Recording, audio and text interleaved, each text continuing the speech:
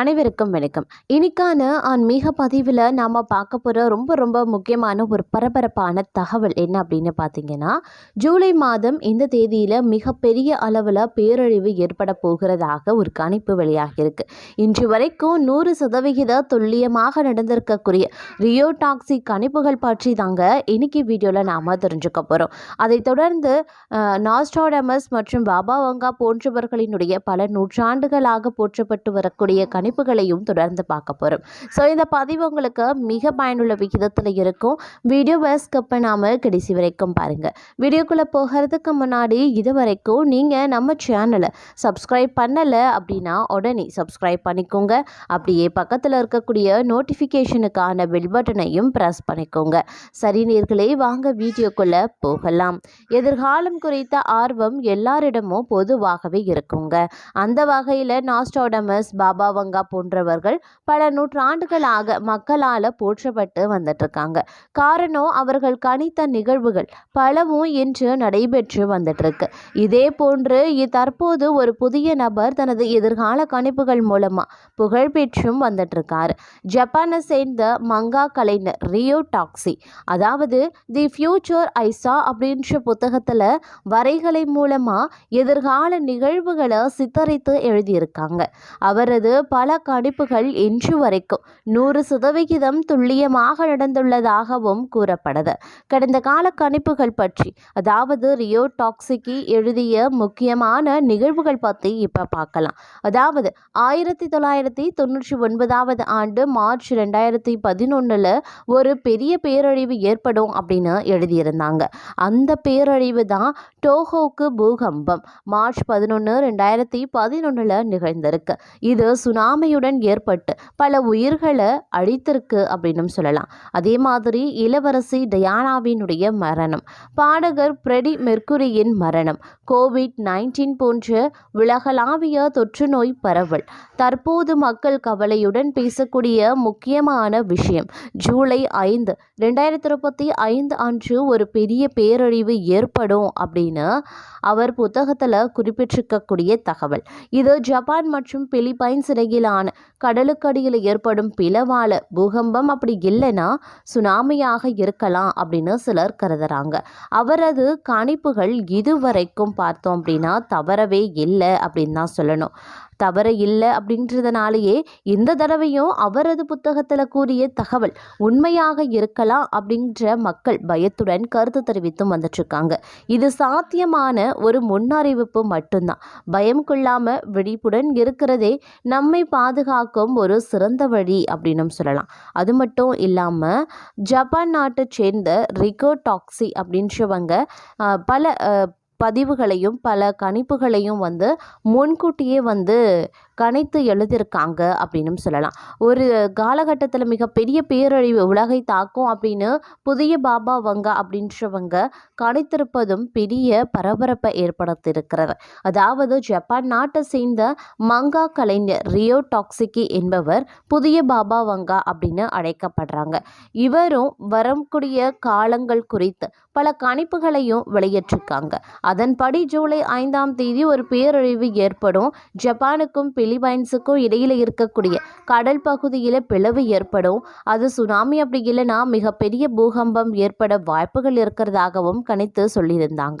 இது குறித்த தகவல்கள் வெளியானதும் பலரும் தங்களின் ஜப்பான் பயணத்தை ரத்து செய்திருக்கிறாங்களாம். முன்னதாக கடந்த 2011 18,000 பேர் உயிரிழக்க காரணமாக இருந்த ஜப்பானில் ஏற்பட்ட டோஹோ நிலநடுக்கம் மற்றும் சுனாமியை அவர் முன்பு துல்லியமாக கணித்ததும் குறிப்பிடத்தக்கது.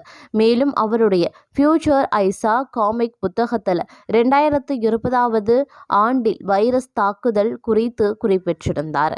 இதன் மூலமாக கொரோனா குறித்தும் 1995ஆம் ஆண்டு நடந்த ஜப்பானின் கோபே நிலநடுக்கத்தையும் கணித்ததாகவே சொல்றாங்க. இதுல 6,000 பேர் உயிரிழந்திருக்காங்க. இதுதான் அவரது முதல் கணிப்பு அப்படின்னும் கூறப்படுகிறது.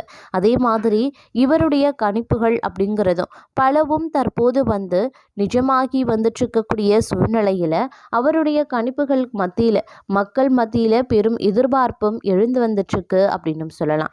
அதே சமயம் பாபா வங்கா, நாஸ்ட்ராடமஸ் போன்ற புகழ்பெற்ற கணிப்புகள் வந்து தற்போது வெளியாகியிருக்கிறதும் பெரும் அச்சத்தையும் ஏற்படுத்தி வந்துட்டுருக்குங்க. அது மட்டும் இல்லைங்க, ஜூலை 5ஆம் தேதி மிகப்பெரிய பேரழிவு ஏற்படும் அப்படின்னு புதிய பாபா வங்கா கணித்திருப்பதும் பாபா வங்காவினுடைய கணிப்புகளும் ஒன்றாக இருக்கிறதா அப்படின்னு பலரும் ஆய்வை நடத்திட்டு வந்துட்டுருக்காங்க அப்படின்னு சொல்லலாம். அதாவது தனது கனவுகள் மூலமாக எதிர்காலத்தை பார்க்க முடியும் அப்படின்னு கூறக்கூடிய ஜப்பானிய பெண் ரியோ டாக்ஸிகி தனது தி ஃபியூச்சர் ஐசா அப்படின்ற புத்தகத்தில் பல்வேறு பகிர் கணிப்புகளை செய்திருக்காங்க. அவரது பல கணிப்புகள் 100% துல்லியமாக நிரூபிக்கப்பட்டும் இருக்கு அப்படிங்கிறதும் குறிப்பிடத்தக்க ஒரு விஷயம். அதனால தான் தற்போது அதிகமான மக்கள் அவரது கூற்றுக்களை உண்மையாக கவனித்து வர ஆரம்பிச்சிருக்கிறாங்க அப்படின்னு சொல்லலாம். புதிய பாபா வங்கா தனது புத்தகத்தில் ஒரு விசித்திரமான மற்றும் பயமுறுத்தும் கணிப்பை வெளியிட்டாங்க. அதாவது ஜூலை 5, 2025 அன்று ஜப்பானை ஒரு பெரிய பேரழிவு தாக்கும், இருந்தாலும் என்ன நடக்கும் என்பதை அவர் சரியாக விளக்கல. ஆனா அவரது வார்த்தைகள் தற்போது வைரலாகி வந்துட்டு இருக்கு. சமூக வலைதளங்கள்ல இது குறித்து பலரும் விவாதித்து வர்றதுனால இது பேசுபொருளாகவும் மாறி இருக்கிறது அப்படின்னு நான் சொல்லணும். ரியோ டாக்ஸிகி ஜூலை 5, 2025 அன்று ஒரு பேரழிவு நடக்கும் முன்னறிவித்திருந்தார். சிலர் அதை ஜப்பானுக்கும் பிலிப்பைன்ஸுக்கும் இடையில கடலுக்கடியில் ஏற்பட்ட பிளவால தூண்டப்பட்ட சுனாமியாக இருக்கலாம், அப்படி இல்லைன்னா பூகம்பமாக இருக்கலாம் அப்படின்னு சொல்றாங்க. அவரது கடந்த கால கணிப்புகள் அப்படிங்கிறதும் பெரிய எதிர்பார்ப்பையும் ஏற்படுத்தி இருக்கிறது அப்படின்னு நான் சொல்லணும். இளவரசி டயானாவின் மரணம், பாடகி பிரெடிக் மெர்க்குரியினுடைய மரணம், 2020களில் COVID-19 போன்ற ஒரு உலகளாவிய நோய், இந்த துல்லியமான கணிப்புகள் காரணமாக தற்போது பலர் அவர் மீண்டும் சரியாக இருக்கலாம் அப்படின்னு நம்பவும் ஆரம்பிச்சிருக்காங்க. அது சிலருக்கு பீதியையும் கிளப்பி இருக்கிறது அப்படின்னு நான் சொல்லணும். டாக்ஸிக்கியின் கணிப்புகளுக்கு பிறகு ஜப்பான் விமான முன்பதிவுகளில் 83% சரிவை கண்டதாக கூறப்படுது. வரவிருக்கும் பேரழிவு குறித்து அச்சம் காரணமாக கிழக்கு ஆசியாவைச் சேர்ந்த சுற்றுலா பயணிகள் பயணங்களை ரத்து செய்திருக்காங்க. ஹாங்காங்கில் இருந்து சராசரி முன்பதிவுகள் ஆண்டுக்கு ஆண்டு 50% குறைந்து வருகிறது. ஜூன் மாத இறுதிக்கும் ஜூலை மாத தொடக்கத்திற்கும் இடையிலான முன்பதிவுகள் 83% வரைக்கும் சரிந்திருக்கிறது.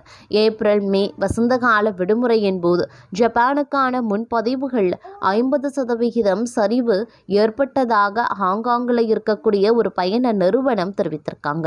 பல பயணிகள் ஏற்கனவே இருக்கக்கூடிய கோடைக்கால முன்பதிவுகளை ரத்து செய்திருக்காங்க. அது மட்டும் இல்லாமல் திகிலூட்டும் கணிப்பு காரணமாக பயணங்களை ஒத்தி வைத்தும் இருக்கிறாங்க. ரியோ டாக்ஸிக்கியின் கணிப்புகளை புறக்கணிக்குமாறு ஜப்பானிய அதிகாரிகள் பொதுமக்களை வலியுறுத்தியும் இருக்காங்க. அவை முற்றிலும் ஆதாரமற்றவை அப்படின்னும் எந்த அறிவியல் அடிப்படையும் கிடையாது அப்படின்னு சொல்லியிருக்காங்க. சமூக ஊடகங்களில் அறிவியல் பூர்வமான வதந்திகள் பரவுவது சுற்றுலாவை பாதித்தா அது ஒரு பெரிய பிரச்சனையாக இருக்கும். கவலைப்பட எந்த காரணமும் இல்லை.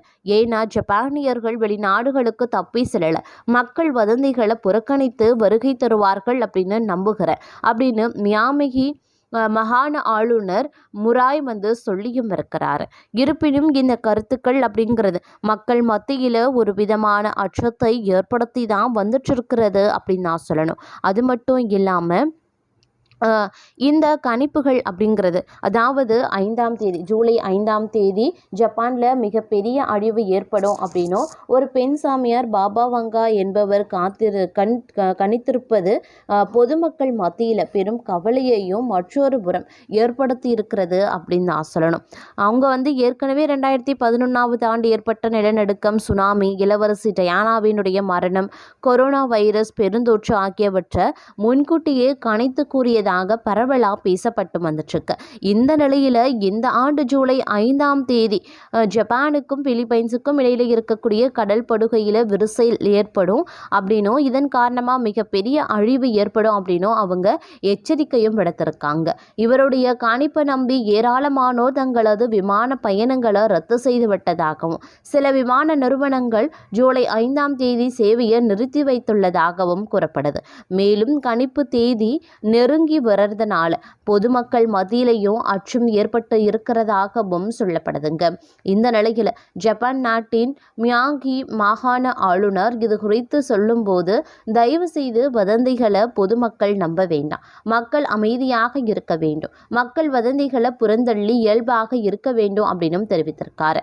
மேலும் ஜப்பானிய பெண் சாமியார் வங்கா 2030ஆம் ஆண்டு கொரோனா வைரஸின் புதிய வடிவம் ஏற்படும் அப்படின்னு, அப்போது மிகப்பெரிய அளவு பாதிப்பு ஏற்படும் அப்படின்னு கணித்திருக்கிறாங்க.